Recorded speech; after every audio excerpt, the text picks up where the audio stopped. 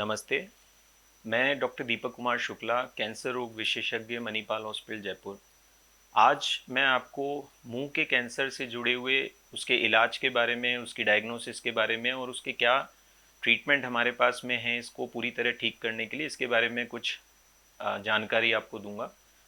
तो मुंह का कैंसर भारत में पाए जाने वाले कैंसरों में सबसे आम कैंसर है। इसका मुख्य कारण बीड़ी सिगरेट का सेवन, इसके साथ ही तंबाकू का सेवन, भले ही वो स्मोकिंग या इसके जरिए ना हो और सिर्फ चबाने के तौर पे हो, ये भी एक मुख्य कारण है मुंह के कैंसर का। इसके आम लक्षण आमतौर पे मुंह में छाले होना जिसका लंबे समय तक ठीक ना होना, खाना निगलने में तकलीफ या फिर गले में कोई गांठ होना, आवाज़ का बदलना। ये लक्षण कुछ ऐसे हैं जो कि कुछ सादा बीमारियां जो हमारे नॉर्मली पाई जाती है, ये लक्षण उनसे मिलते जुलते हैं। तो यहाँ पे ध्यान रखने की बात ये है कि अगर ये लक्षण अगर आपको लगातार हैं और आपने इसका प्रॉपर ट्रीटमेंट किया है, एक नज़दीक में आपने स्पेशलिस्ट डॉक्टर को दिखाया है और फिर भी अगर इसमें आपको लक्षण में आराम नहीं मिल रहे हैं तो तुरंत आपको सतर्क हो जाना चाहिए। एक बार अगर कोई डॉक्टर को आपने दिखाया और इसकी जांचों में अगर आपको कैंसर की संभावना पाई जाती है तो इसमें आमतौर पे सबसे पहला टेस्ट जो हम करते हैं ऐसे पेशेंट्स के अंदर वो है आमतौर पे बायोप्सी। तो जो बायोप्सी है वो उसमें जो गांठ है या जो छाला है उस जगह पे से एक सैंपल जांच के लिए लिया जाता है और इसकी जांच आने के बाद में ही हमें पता चलता है कि क्या ये कैंसर की गांठ है या कोई सादा गांठ है, या ये छाला कैंसर का है या ये एक सादा छाला है। तो एक बार अगर कैंसर कंफर्म हो जाता है बायोप्सी के बाद में तो हम आगे ट्रीटमेंट की बात करते हैं। तो ट्रीटमेंट की बात करें तो कैंसर के ट्रीटमेंट में मुंह के कैंसर में तीन मुख्य धाराएं हैं जिससे आपके कैंसर का इलाज किया जा सकता है। इसमें पहला अगर मैं बात करूं तो ऑपरेशन के जरिए, दूसरा रेडिएशन के जरिए, तीसरा कीमोथेरेपी या दवाइयों के तौर पे।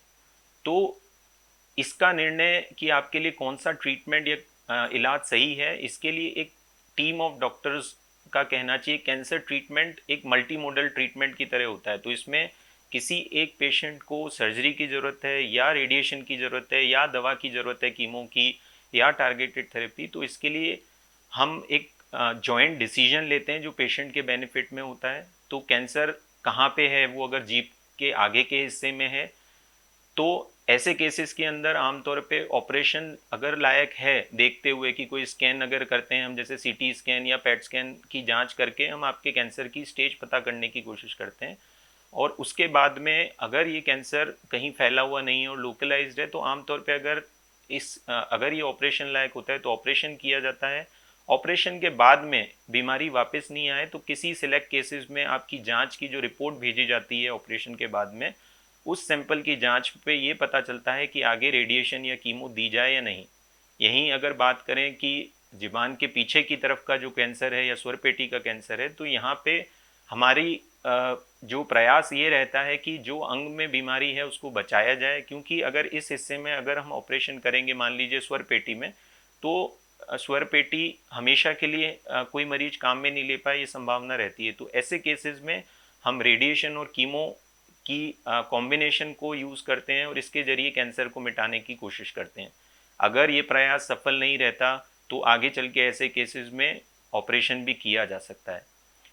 तो आपको ये जानना ज़रूरी है कि आप अपने ट्रीटमेंट जो किसी आपको दिया जा रहा है ये किसी और पेशेंट से अलग हो सकता है। तो आपको जो ट्रीटमेंट दिया जा रहा है उस पर पूरा विश्वास करके चलना है। आप अपने डॉक्टर से पूछ सकते हैं कि ये जो ट्रीटमेंट दिया जा रहा है इसके पीछे कारण क्या है, पर एक बार जो आपके लिए ट्रीटमेंट चुना गया उसको पूरी तरह आप अगर पालन करेंगे तो उसके रिजल्ट्स बेस्ट होते हैं। और यहाँ पे जो ये मैंने ट्रीटमेंट की बात बताई आपको, यहाँ पे सबसे ज़रूरी चीज़ जानना ये है कि अगर आपने पहले तंबाकू का सेवन किया है और उसके कारण अगर आपको मुंह का कैंसर हुआ है तो इस समय पे भी अगर आप तंबाकू का सेवन छोड़ते हैं तो आपके जो कैंसर के ट्रीटमेंट के रिजल्ट होते हैं वो कहीं बेटर हो सकते हैं, बजाय इसके कि आप तंबाकू का सेवन अगर चालू रखें। तो ऐसे केसेस में अगर आप तंबाकू का सेवन एक बार कैंसर होने के बावजूद अगर आप चालू रख रहे हैं तो बीमारी वापस आने का खतरा रहता है। इसके अलावा आपको कोई और हिस्से का कैंसर भी हो सकता है। जैसे कि हम अपनी क्लिनिकल प्रैक्टिस में कई पेशेंट्स देखते हैं जिनको तंबाकू का सेवन है, बीड़ी सिगरेट पीते हैं, उनको पहले मुंह का कैंसर होता है और बाद के स्टेज में लंग कैंसर या कहीं और का कैंसर पाया जाता है। तो तंबाकू का सेवन छोड़ना आप ना करें तो बहुत अच्छा है। आप अगर सेवन करते हैं और अब आप डायग्नोस हुए हैं तो आप इस पॉइंट पे भी अगर छोड़ेंगे तो ये आपके ओवरऑल कैंसर रिजल्ट्स में कहीं ना कहीं आपके रिजल्ट्स को बेटर ही बनाएगा। इसके अलावा आपकी जो ट्रीटमेंट ले रहे हैं आप उस पर उसको, जो आपको डॉक्टर ने गाइडेंस दी है, जो ट्रीटमेंट आपको बताया गया उसको टाइम टू टाइम फॉलो करना। जो ट्रीटमेंट के दौरान मान लीजिए हम रेडिएशन और कीमो आपका ट्रीटमेंट चलते हैं, उस दौरान जो साइड इफ़ेक्ट होते हैं वो टेम्प्ररी आपको बहुत तकलीफदायक लग सकते हैं, पर आमतौर पे यह साइड इफ़ेक्ट्स टेम्प्ररी होते हैं और समय के साथ में ठीक हो जाते हैं। जबकि अगर कोई एक जना ये चुनता है कि इससे इस ट्रीटमेंट से तो हम बीमारी के साथ ही जी लेंगे, तो सबसे बड़ी गलतफहमी में आप हैं, क्योंकि जो कैंसर के लक्षण हैं जो आज आप महसूस कर रहे हैं समय के साथ में बढ़ेंगे। जैसे जैसे बीमारी बढ़ती है या कैंसर का स्टेज बढ़ता है तो रिजल्ट्स ज़्यादा ट्रीटमेंट के बावजूद भी खराब होते जाते हैं। तो ये जो मैंने 3 ट्रीटमेंट बताए आपको, ऑपरेशन, रेडिएशन और कीमोथेरेपी, इनका वेरियस कॉम्बिनेशन में हम साथ में लेके और आपका इलाज करने की कोशिश करते हैं।